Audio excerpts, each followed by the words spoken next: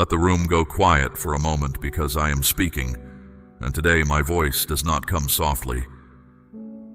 You did not arrive at these words by chance. You did not wander here.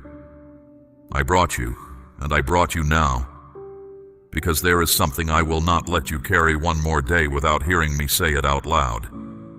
Something happened. You know what it is. You have not said it to anyone, and you have worked hard to keep it that way. But heaven is not a place where things go unnoticed, and I am not a distant watcher who shrugs at the choices of the ones I love. I saw it. I saw the whole of it. The part you did and the part you told yourself did not count. Hear me carefully, because the tone of my voice is going to matter to you. I am not angry at you. I am angry at the road. There is a difference, and if you miss it, you will spend this whole hour defending yourself instead of listening. My displeasure is aimed at the direction you started walking, not at the one who is walking. You are still mine. You are still chosen.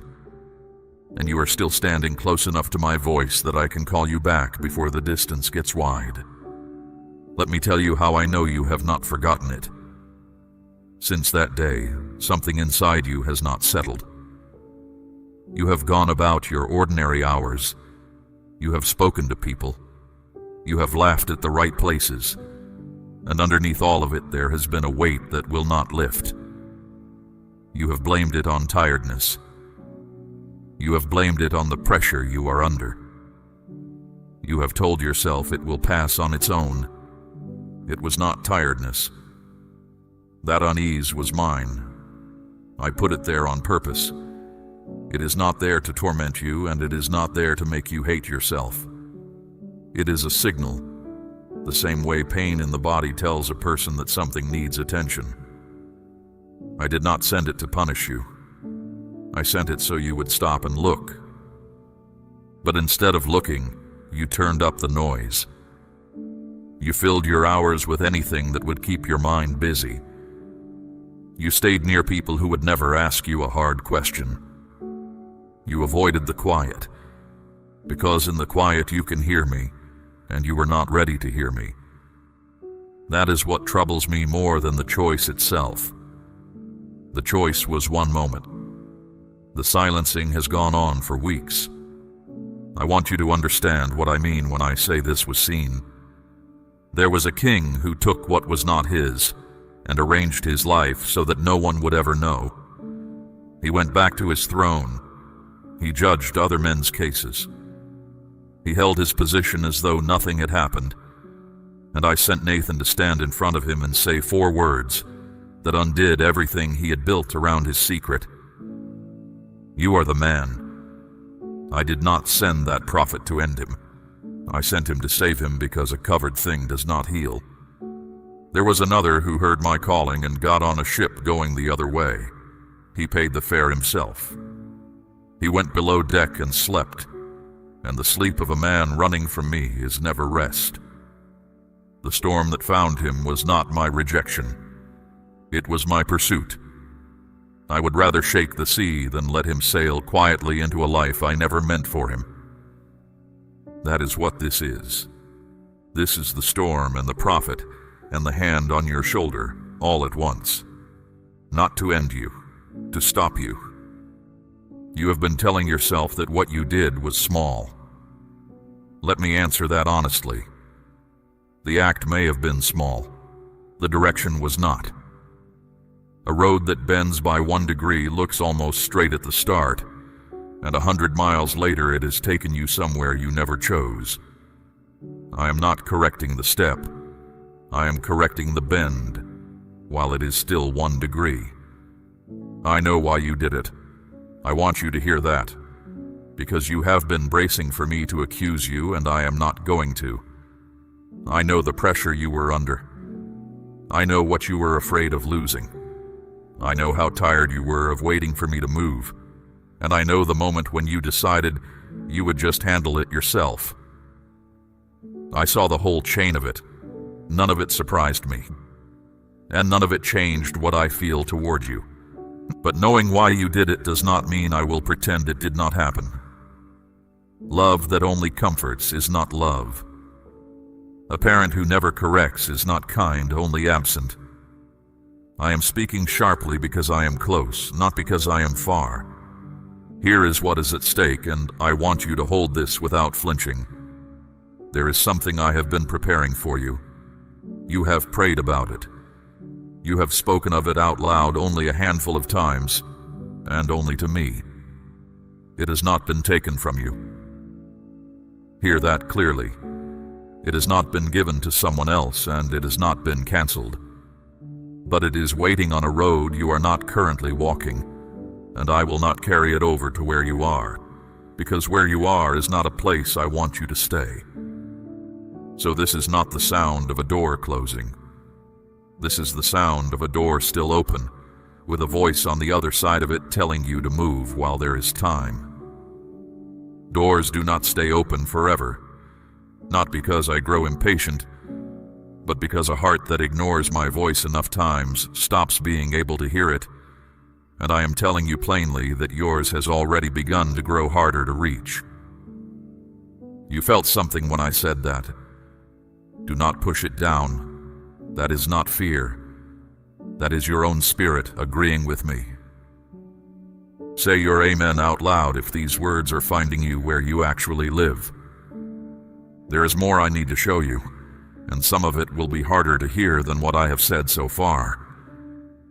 I'm going to take you back to where this actually began, because it did not begin where you think it did. It did not begin with what you did.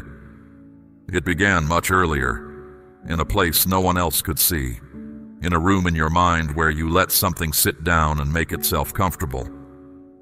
Stay with me. Do not go anywhere. What I am about to say is the part that sets you free. It did not begin with your hands. It began with your thoughts. Long before you acted, you allowed something to sit down inside your mind and stay. You knew it did not come from me.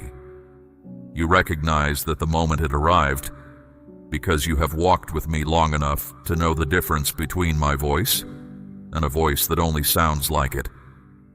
But instead of turning it out, you let it talk. You gave it a chair. And a thing that is given a chair will eventually ask for the house. At first, it seemed harmless. You told yourself you were only considering it. You told yourself that thinking about a thing is not the same as doing it, and in one sense, you were right. But every action any person has ever taken was first rehearsed somewhere quiet. What you keep turning over in your mind is what you are slowly agreeing to. I warned about this long ago through a wise man who said to guard your heart above everything, because everything you do flows out of it. That was not a poem. That was a warning about doors. Here is what troubles me most. You did not miss my warnings. You received them and set them aside. Think back. There was a hesitation, a pause you could not explain, right before you moved. Something in you slowed down and said, wait, and you could not point to a reason, so you decided there was not one. That pause was me. I did not shout at you because I do not need to shout to be heard by someone who is listening.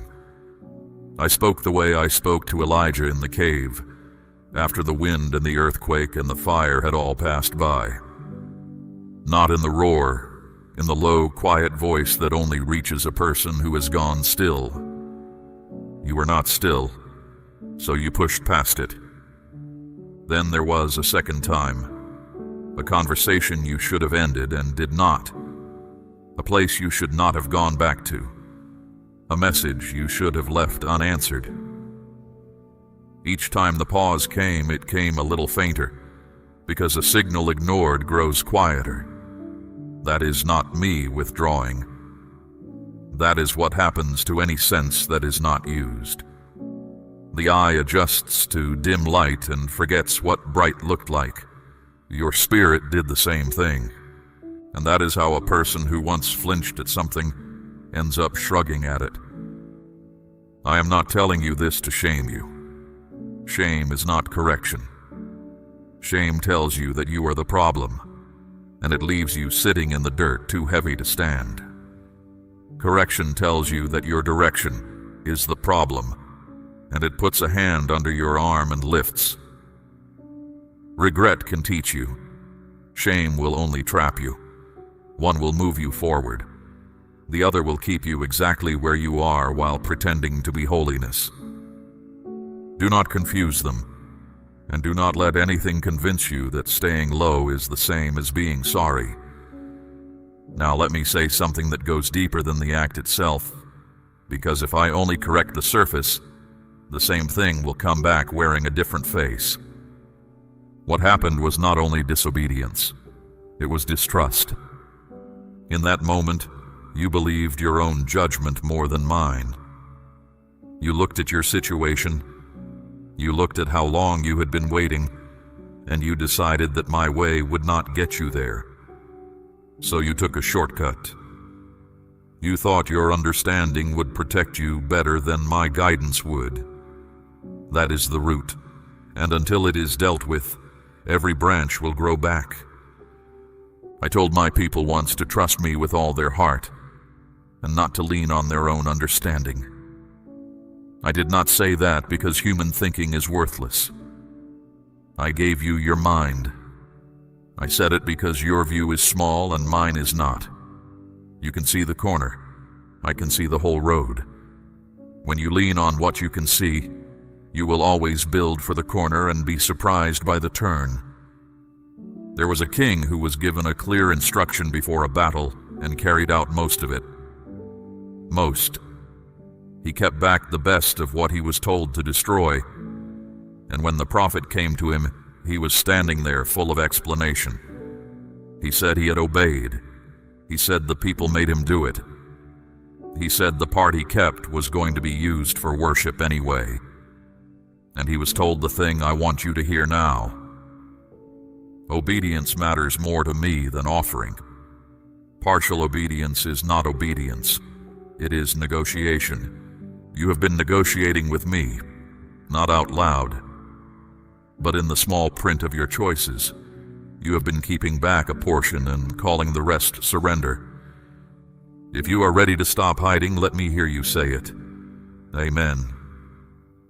I am not asking you for perfection. Hear me.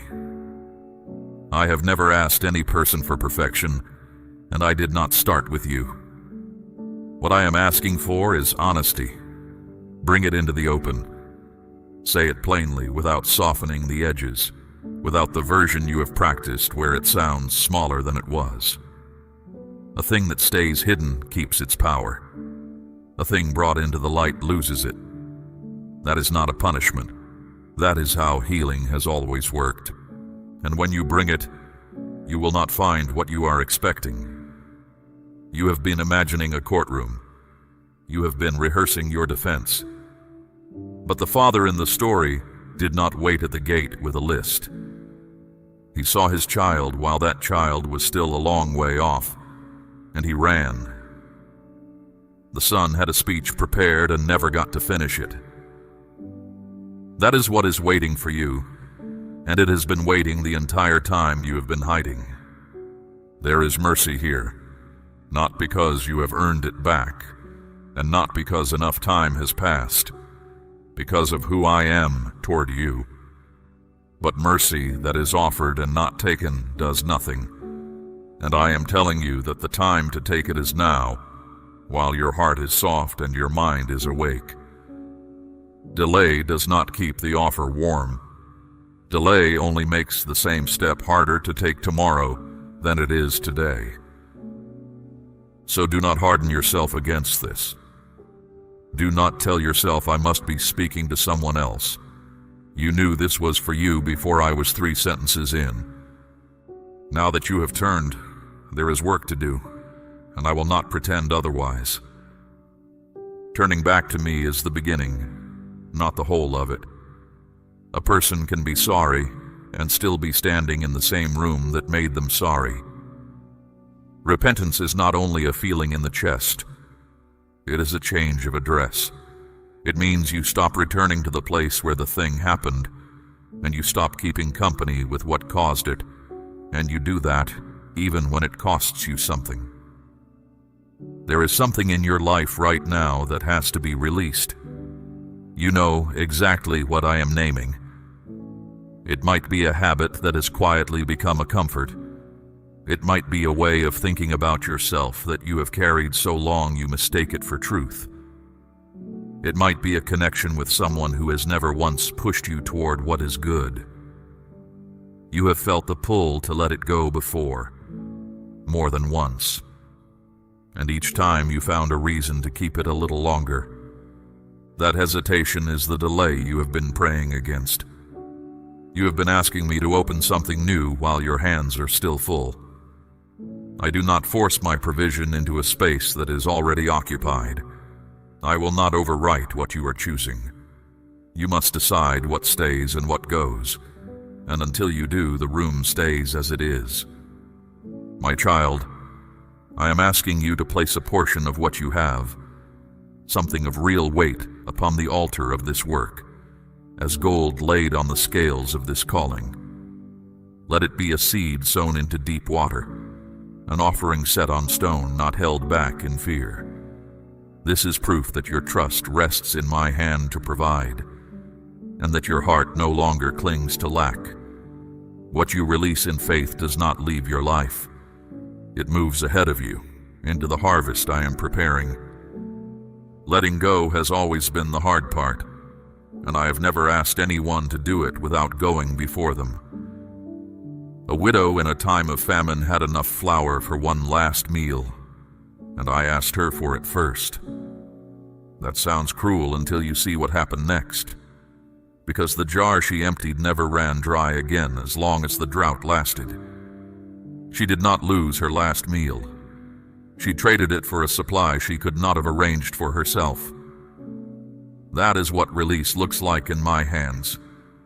And when you set something down for me, you must set it down completely. Half a letting go is not a letting go. There were people I led out of slavery who spent the whole journey talking about the food they had left behind. They walked toward freedom with their hearts still facing backward, and that is why a journey of days took them years. Do not do that. Do not release the thing and then keep visiting it in your mind. I want you to understand what boundaries actually are, because you have been treating them as though they are punishment. A boundary is not me taking something from you. A boundary is a wall built around something worth protecting. There are conversations you should not enter. There are rooms you should not walk into, even for a good reason, even for a short while. There are people whose company you have to limit, not because they are worthless, but because of who you become when you are with them. You have known this for a long time. You ignored it because saying no felt harder in the moment than saying yes. Let me correct one more idea you have been living by. You have been trying to hold your ground by sheer effort. You grit your teeth and decide you will simply be stronger next time. And it works for a while until you are tired or lonely or under pressure, and then it does not work at all. Willpower is a rope that holds until the weight increases. You were never meant to hang from it. Strength that lasts does not come from deciding harder. It comes from staying near me. A branch does not produce fruit by straining. It produces fruit by remaining attached. The moment it is cut off, it may look green for a day or two, but the outcome is already settled. You have been trying to bear fruit while quietly detaching, and then wondering why everything felt so heavy. So come close again and be deliberate about it. This does not happen by accident, and it does not happen because you meant to. Make room in your day where there is nothing else, and let it be quiet. Speak to me without editing yourself. Tell me the ugly part first. You are not informing me of anything I do not already know, and you are not risking my affection. What you are doing is agreeing with me about your own life, and that agreement is where clarity begins to return. And listen for correction as well as comfort. Many come to me only for the soft word, and when I say something firm, they decide it must not have been me. I am both. I am the one who binds up wounds, and I am the one who says, "Do not go back there." If you only receive half of my voice, you will only ever get half of my guidance, and half of my guidance will not keep you. Watch what you allow into your mind and where you spend your time, because those two things are shaping you whether you notice or not. Nothing that fills your attention is neutral. Everything either feeds your spirit or drains it, and the drain is always slow enough to be deniable. That is why you must be honest with yourself about what your ordinary days are actually made of. You're not being asked to become a different person. You're being called back to the one you already are underneath all of this. That person was never lost. Buried, yes. Covered by choices and distractions and the slow work of pressure. But not lost. And as each layer comes off, you're going to recognize yourself again. And the relief of that will surprise you. It has already started. Something is loosening in you even as these words reach you. A weight you had stopped noticing because you had carried it so long. Do not question it. Let it go. Now I want to show you something you have not been able to see, because you have been fighting on one level, while the real trouble was on another. You have wondered why it has been so hard. Not the ordinary difficulty that belongs to every life, but the strange kind. The way a door would open just far enough for you to hope, and then close. The way the one person who could have helped you changed their mind for no reason they could name. The way conflict seemed to find you in seasons when you were doing nothing wrong at all. You began to suspect it was you. You started to think you must be doing something to deserve it. You were not. There has been resistance against you, and it did not come because you are small. It came because of what you carry. Nothing in the dark bothers to fight a life that poses no threat to it. It does not waste effort on the harmless. Opposition is a measurement, and you have been reading yours backward. Every time you were slowed down, discouraged, worn out by 100 small frustrations that added up to a wall, you concluded that you must be unfit for this. The truth is the opposite. You were being delayed because someone recognized what you would do if you ever arrived. And it works by talking. That is the whole method. There is an accuser, and the accusation is always the same shape. It takes something true about your history and stretches it over your whole identity, until you cannot see anything else. Look at what I showed a prophet once. He was given a picture of a high priest standing before me, and the accuser was standing at that man's right side, ready with the case. And the priest was not innocent. His garments were filthy, and everyone in the scene could see it. The accusation was not a lie. It was accurate. And I did not argue the facts. I gave one instruction. Take the filthy garments off him. Then I turned to the man and said, "See, I have taken your guilt away, and I will clothe you with clean robes." That is what I do with an accurate accusation. I do not debate it. I remove the grounds for it. So let me answer, one by one, the things you have been repeating to yourself in the dark. You have said you are a failure. I say you are being built, and nothing that is still under construction can be judged by how it looks halfway through.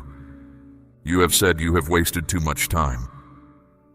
I say I have restored years to people before, and I do not measure a life the way a clock does. You have said you are too far gone this time. I say I have never once been reached too late by someone who was genuinely turning. You have said no one would want you if they knew. I say I have always known, and I am still here speaking. You have said you are too weak for what is ahead. I say my strength does its clearest work in exactly the place where yours runs out, and I have never chosen a person for their sufficiency. You have said you have missed the moment. I say the moment is not a train that leaves without you. It is a door, and I am the one holding it. You have said your best years are behind you. I say some of my most important work has been done through people who thought they were already finished.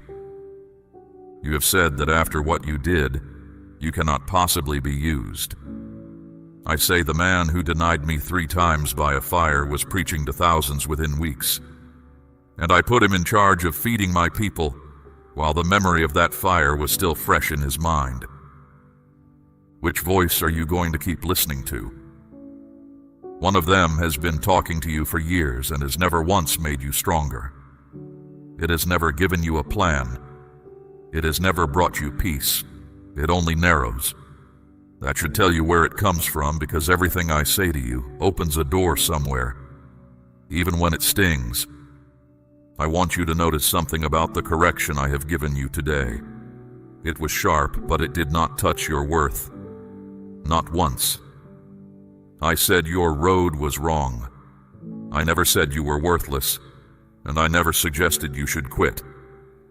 That is how you tell the difference between my voice and the other one. My correction always comes with a way forward attached. Accusation never does. It only tells you what you are and leaves you there. So do not let what you did become the story you tell about who you are. A mistake is an event. Identity is something else entirely. You are not the sum of your worst decision, and you were never meant to be defined by the day you were weakest. Here is the part I need you to hold on to. Your worth was never based on your performance. If it had been, it would rise and fall every day, and you would never have solid ground to stand on. It rests on my choosing, and my choosing does not fluctuate with your week. This is why I can be firm with you about your direction and completely steady about your value at the same time. Those two things have never been in conflict in me. They only feel like they are in conflict in you, because human love usually withdraws when it is disappointed. Mine does not. I have also protected you in ways you have never counted. Even in the season when you were walking away, I did not lift my hand off you. There were consequences that never arrived. There were collisions you never knew you avoided. I did not do that because your direction was acceptable. I did it because I wanted you to still be standing when the day came that you were ready to turn around. That day is today. The distance you created did not come from me moving. I have not moved once. You stepped sideways, and then you interpreted the silence you felt as rejection, when it was only the sound of your own footsteps carrying you out of range. Come back into range. That is all I'm asking. Not a performance, not a payment, not a long period of proving yourself. Just come back to where you can hear me clearly again. And when you do, you will find that everything I set aside for you is still exactly where I left it. Let me tell you what has been set aside, because you have started to believe the storehouse was emptied while you were away. It was not. Nothing that had your name on it was reassigned. I do not run out, and I do not give your portion to another because you were slow. What I have is still held, and now that you have turned, I am going to begin releasing it. Provision first, because that is where your worry lives, and I would rather speak to it plainly than pretend you are above it. There is supply coming toward you that will not be traceable to your own effort. It may arrive through work in a way you did not expect. It may come as an obligation that quietly disappears, a debt reduced, a cost you had braced for that never lands. It may come through the goodwill of someone who has no reason to think of you and thinks of you anyway. I have many doors, and I rarely use the one a person is watching. I will not name you a figure, because a number would become the thing you fix your eyes on, and then you would measure me by whether I hit it. That is not faith. That is bookkeeping. What I will tell you is that the pressure that has been crushing your chest at night is not permanent, and the season where every month is a negotiation is going to end. I am also bringing people. You have been carrying too much of your life alone, partly because you were let down and decided the safest number was 1. I understand why, but no one I have ever used has walked the whole road by themselves. There are people who hold keys to rooms you cannot enter on your own, and I am moving them toward you. Some you will meet in ordinary circumstances that will not feel significant at the time. Pay attention anyway. Do not size up a new acquaintance by whether they impress you in the first hour. And I am going to ask you to let them in. That is the harder part. You have grown skilled at pleasant distance. You answer questions without answering them. You let people care about a version of you that you keep well maintained. That has to change, or the help I send will stand outside a wall you built during a season that is now over. Lift your voice and say, Amen, if you believe I am still able to provide for you. There is healing I am releasing into your body. Something has been wearing you down, and whether it has a name or has confused everyone who has looked at it, I know exactly what it is and where it began. I am putting my hand on it. Strength is going to return to you in the ordinary way, in mornings that are easier than the ones before, in a body that stops arguing with you at every step. Do not despise a recovery that comes gradually. A slow healing is still a healing, and I have often chosen the slower road so that a person would still be leaning on me at the end of it. And there is repair coming in what has been broken between you and others. Some of the people you love are further away than they should be, and you have carried that quietly. You have replayed the conversation that ended it. You have written responses you never sent. I'm going to move on some of those relationships. Someone is going to come back, and the return will not be dramatic. It will be small and awkward and honest, and it will begin with a few words that cost them something to say. Not all of them. I want to be truthful with you rather than comfortable. Some connections were not meant to be rebuilt, and part of your peace will be accepting that. There are people who left because they were finished with the assignment they had in your life, and chasing them has cost you energy you needed elsewhere. But the ones that are meant to be restored will be, and you will know the difference by whether the reconciliation makes you stronger or only makes you smaller again. For the ones you love who are far from me, hear this clearly. I have not stopped working simply because you cannot see the work. You have prayed for them for years and watched nothing change, and you have quietly begun to wonder whether those prayers went anywhere at all. They did. Every one of them is in front of me, and I am moving in places you are not allowed to watch. Keep carrying them. Do not go silent on their behalf just because the silence discouraged you. Now here is what all of this depends on, and I am not going to soften it. None of this is automatic. I have said before that heaven has done its part, and that is true. But there is a part that belongs to you, and it is not passive.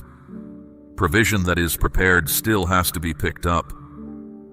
A door that is unlocked still has to be pushed. I have watched people pray for years for something that was sitting within arm's reach, because they were waiting to be carried into a room they had already been given the key to.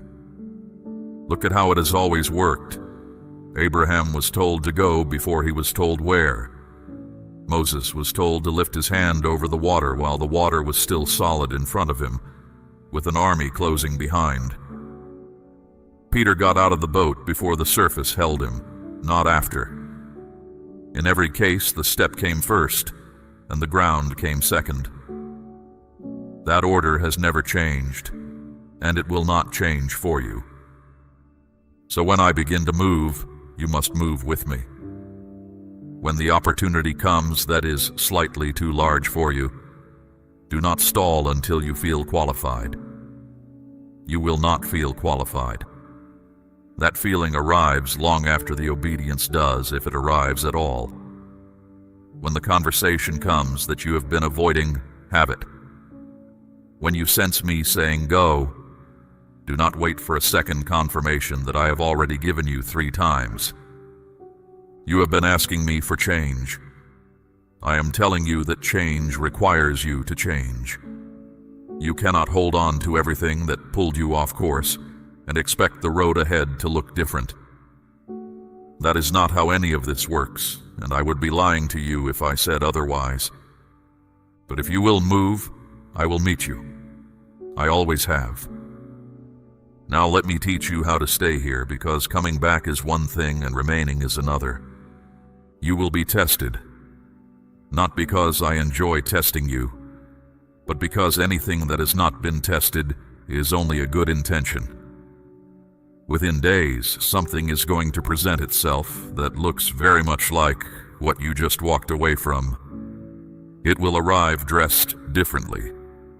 It will come at a moment when you are tired, and tiredness is where most people lose ground. That will not mean you have failed. It will mean you have arrived at the place where the choice becomes real.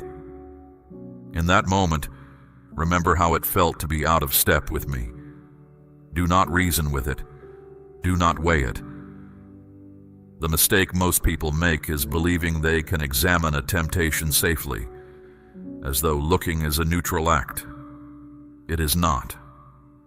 The one who ran from that trouble in Egypt did not stay to explain himself.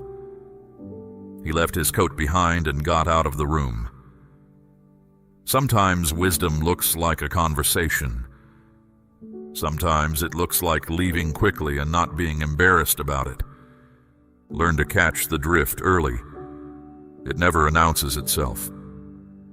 It begins with a slight change in where your attention goes.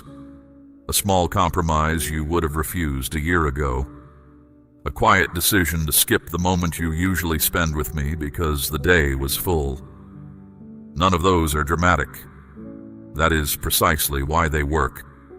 A ship does not sink from one great wave as often as it sinks from a leak nobody bothered to name. So watch your thoughts more closely than you have been.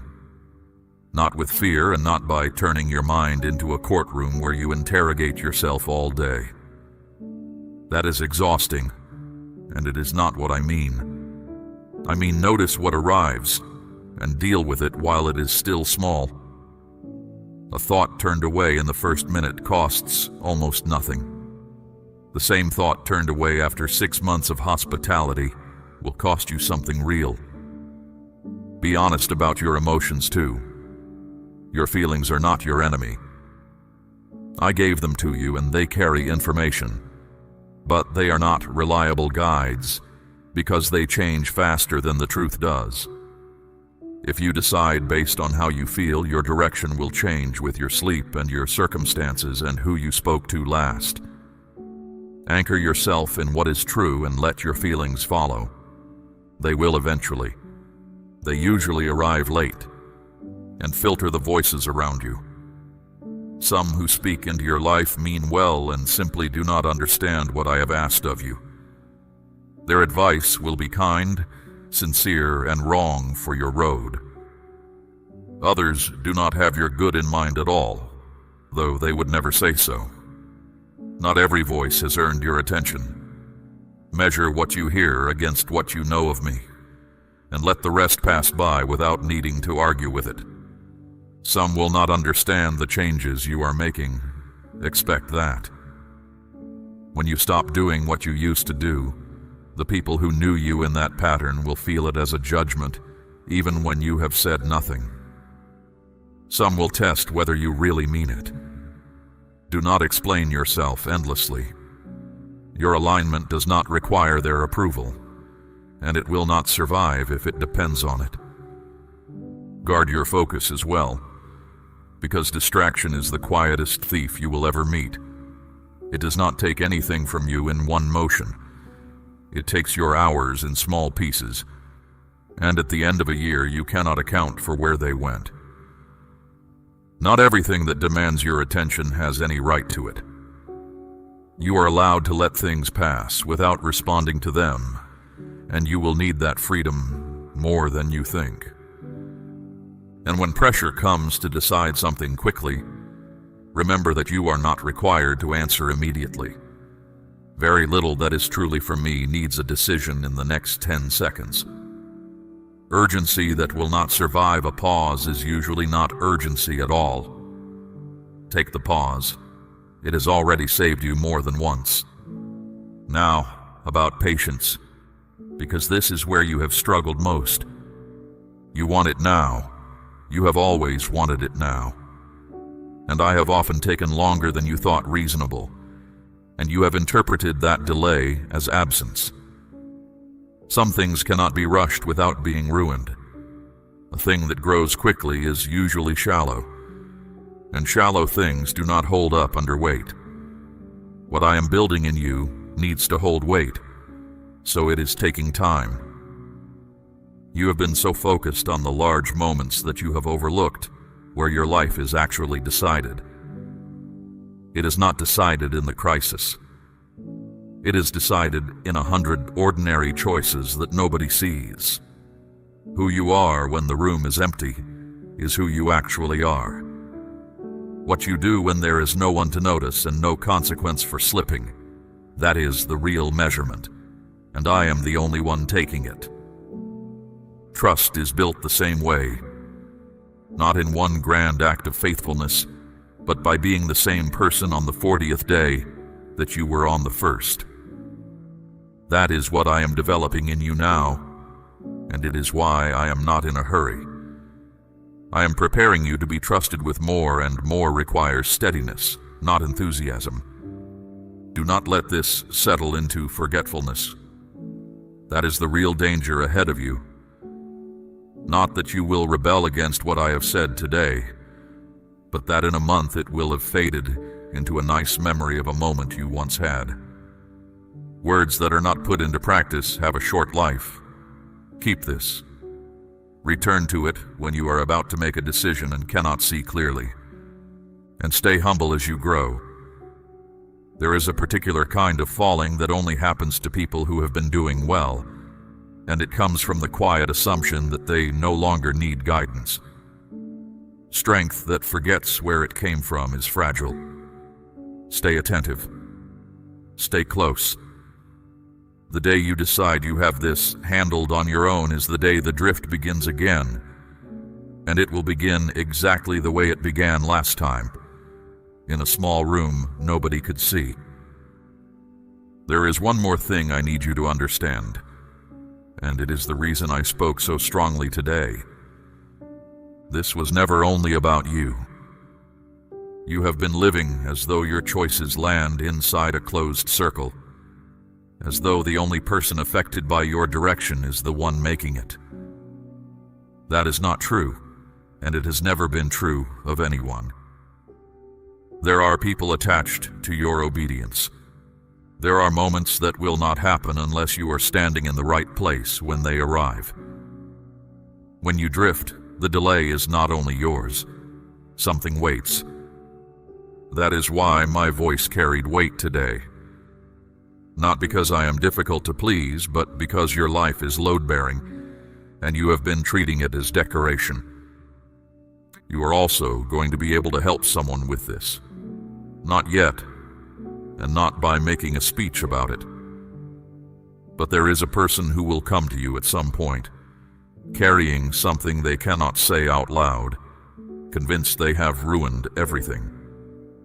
And because you have stood exactly where they are standing, you will be able to say the one thing that reaches them. That is not me making your mistake into a good thing.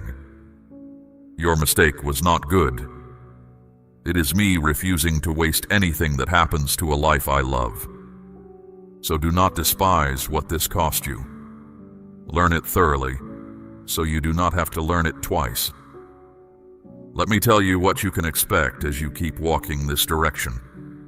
Your thinking will get clearer. You will notice it first in small decisions, in how quickly you can tell what is right when a moment ago it would have taken you a week of turning it over. Then in larger ones. The fog you have been living in was not your personality, and it was not age. It was distance, and it lifts as the distance closes.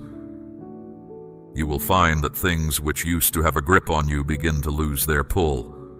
Not all at once, but one day you will notice that something walked past you and did not turn your head, and you will realize it has been a long time since that was true.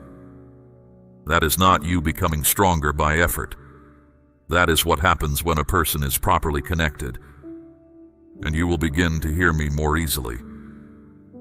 That is the gift I most want to give you back, because it is the one you lost first.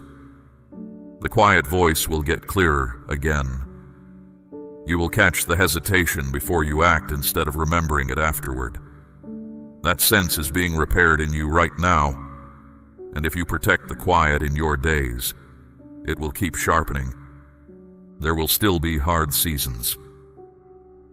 I am not going to promise you a smooth road because I have never given anyone one, and I would not respect you enough to lie about it. Growth does not remove difficulty. It changes what difficulty does to you. The same weight that once knocked you flat will one day simply be a weight, and you will carry it and keep walking, and you will not fully understand how until you look back. You are not the same as you were when these words began reaching you. Something moved. You felt it early on, in the place where you were bracing for me to condemn you, and found me calling you instead. Do not let that fade when the room goes quiet again. So here is where this ends, and here is what I am asking. Come back all the way. Not partially, not with a portion kept in reserve for the version of your life you might want to return to later. All the way honestly today, while your heart is soft and my voice is still clear to you. Set down what has to be set down and do not go back for it. Stop hiding what I already know and let it be spoken plainly, because a thing carried in the dark grows heavier, and a thing carried into the light gets lifted off you. Stop building your worth out of your performance. It will never hold. Build it on the fact that I chose you, and that my choosing does not waver on your worst day. And when the moment comes to move, move. Do not wait until you feel ready. Ready is not a feeling you are going to be given in advance. I have not been standing far away from you in this. Through all of it, through the choice, through the covering, through the weeks of noise you used to drown out my voice, I did not leave, and I was not silent. I was the discomfort you kept trying to explain. I was the hesitation you pushed past. I was the reason you could not enjoy what you had taken. That was not your conscience being difficult. That was me refusing to lose you quietly. I am not finished with you. This day is not the end of your story, and it is not even a scar on it. It is a turn, and turns are how roads reach their destination. What was set aside for you is still set aside. The road ahead of you is still open. My hand is still on you, and it has been the entire time, even in the season when you would not have believed me if I had told you. Now go. Walk carefully. Walk honestly and walk close, and do not make me chase you like that again. I love you. I have never once stopped, and I never will. If you receive this and you are turning back to me today, let your amen be the first sound out of your mouth. We run on viewer support only. For exclusive member-only content, scan the QR or see the pinned comment. God bless you.